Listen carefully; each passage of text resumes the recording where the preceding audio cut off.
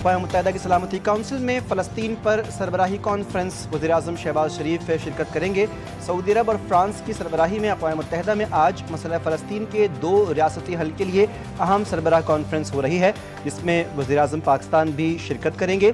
شہباز شریف general assembly میں فلسطینی ریاست کے قیام کے حوالے سے اہم خطاب کریں گے۔ وزیر خارجہ اسحاق ڈار امریکہ پہنچ چکے ہیں۔ اجلاس میں فلسطین اور اسرائیل کے مسئلے پر 2 ریاستی حل کے لیے عالمی حمایت کو مزید مضبوط بنانے کی کوشش کی جائے گی۔ پارٹی بانی پی ٹی آئی کی ہدایت پر چلتی ہے، سوشل میڈیا پر نہیں۔ اگر بانی پی ٹی آئی سے ملاقات نہیں کرنے دی جاتی تو اس سے دوریاں بڑھیں گی۔ چیئرمین پاکستان تحریک انصاف بیرسٹر گوہر نے اڈیالہ جیل کے باہر میڈیا سے گفتگو کرتے ہوئے کہا کہ ان کا ریاست مخالف ایجنڈا نہیں، پی ٹی آئی ملک کی سیاست میں ہے، ہم آئین کی بالادستی اور جمہوریت کی بات کر رہے ہیں۔ بانی پی ٹی آئی نے خود بھی کہا کہ ملک بھی ہمارا، فوج بھی ہماری۔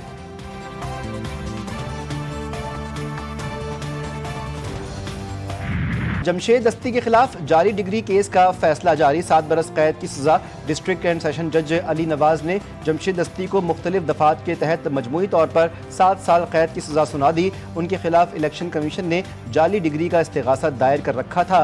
الیکشن کمیشن کے استغاثے میں بتایا گیا کہ جمشید دستی نے 2008 میں مدرسے کی BA کی ڈگری پر الیکشن میں حصہ لیا تھا۔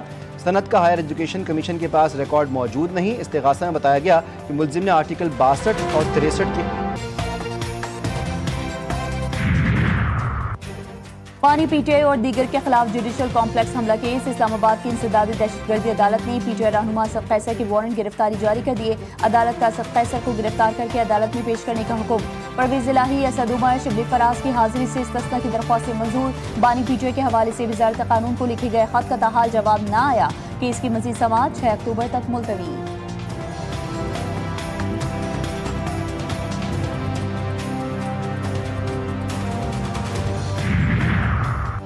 کوہستان میگا اسکینڈل میں اہم پیش رفت، مرکزی ملزم CNW داسو کوہستان کے ہیڈ کلرک قیصر اقبال نے پلی بارگین کے لیے درخواست احتساب عدالت میں جمع کروا دی۔ بینک اکاؤنٹس اور اربوں روپے کے اثاثوں کا ریکارڈ بھی پیش۔ ملزم دل، پھیپھڑوں اور کینسر کے عارضے میں مبتلا ہے۔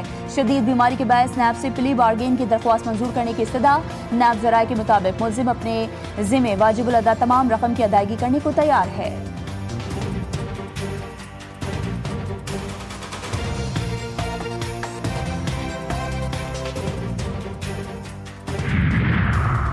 اسلام آباد کی مقامی عدالت میں متنازع ٹویٹ کیس، ایمان مزاری اور ہادی علی چٹھا کے ناقابل ضمانت وارنٹ گرفتاری جاری۔ ایڈیشنل ڈسٹرکٹ اینڈ سیشن جج محمد افضل مجوکا نے حکم دیا کہ دونوں ملزمان کو گرفتار کر کے 24 ستمبر کو عدالت میں پیش کیا جائے۔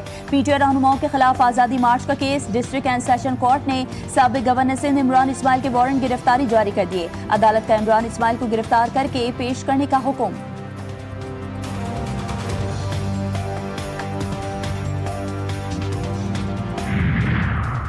برطانیہ، کینیڈا اور آسٹریلیا کے بعد پرتگال کا بھی فلسطین کو آزاد ریاست تسلیم کرنے کا اعلان۔ پرتگالی وزیر خارجہ نے فیصلے کو پرتگال کی خارجہ پالیسی کی ایک بنیادی اور مستقل سوچ قرار دیا۔ کہا 2 ریاستی حل ہی خطے میں پائیدار اور مستقل امن کا واحد راستہ ہے۔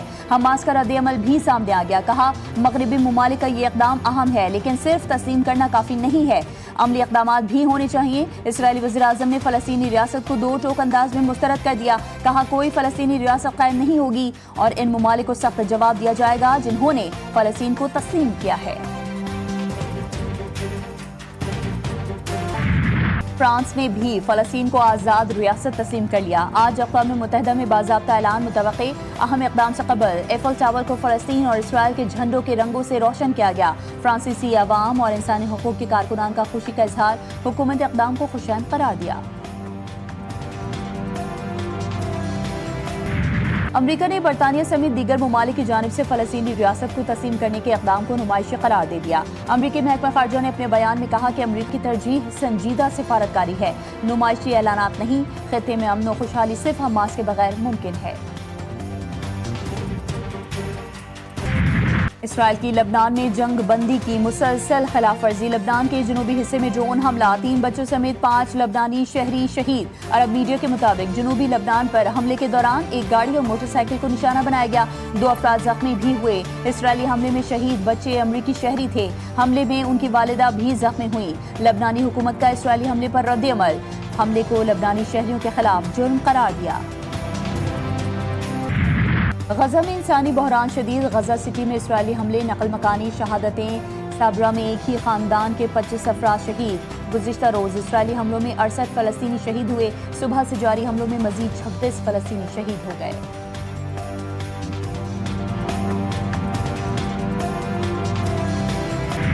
امریکی وزیر خارجہ مارکو روبیو کا سعودی ہم منصب شہزادہ فیصل بن فرحان سے ٹیلی فونک رابطہ، دو طرفہ تعلقات، علاقائی اور بین الاقوامی صورتحال کی تازہ ترین پیش رفت پر تبادلہ خیال۔ سعودی وزیر خارجہ کا فلسطینیوں کے مسائل کو ختم کرنے اور اسرائیلی جارحیت کو روکنے پر زور، واضح کیا کہ فلسطینی مسئلہ تمام بین الاقوامی فورمز پر سعودی عرب کی ترجیحات میں سر فہرست ہے۔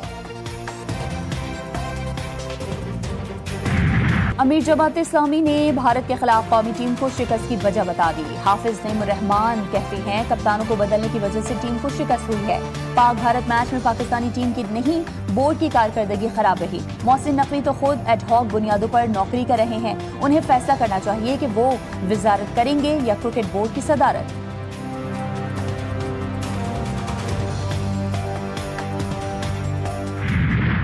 خواہش یہی ہے کہ کوئی ہفتے کے اندر جو ہے اس برج کو ہم کمپلیٹ کریں اور پھر کراچی کے شہریوں کے لیے یہ ایک اور تحفہ پاکستان پیپلز پارٹی کی حکومت سندھ کی جانب سے دیا جا رہا ہے۔ چند ہفتوں کی بات ہے کہ ہماری ڈبل ڈیکر بسز بھی کراچی شہر میں پہنچ جائیں گی۔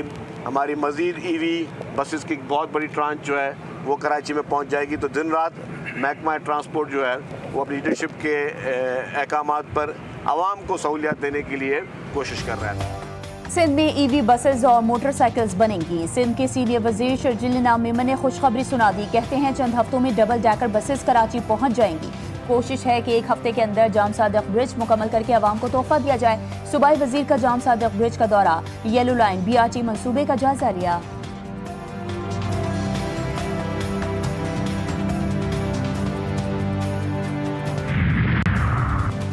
میوزک ٹیچرز کا کراچی پریس کلب پر احتجاج، مظاہرین کی ریڈ زون میں داخلے کی کوشش، پولیس نے ریڈ زون جانے والی سڑکیں سیل کر دی۔ ریڈ زون میں داخلے پر مظاہرین پر لاٹھی چارج، متعدد مظاہرین زیر حراست۔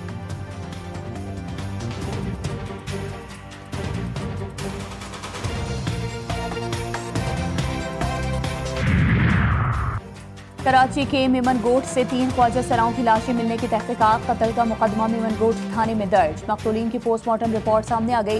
خواجہ سرا بایولوجیکل مرد تھے، تینوں کی موت گولیاں لگنے اور خون زیادہ بہنے کی وجہ سے ہوئی۔ پولیس واردات کو ہائی پروفائل کیس کے طور پر دیکھ رہی ہے، قاتلوں کی گرفتاری کے لیے خصوصی ٹیمیں تشکیل۔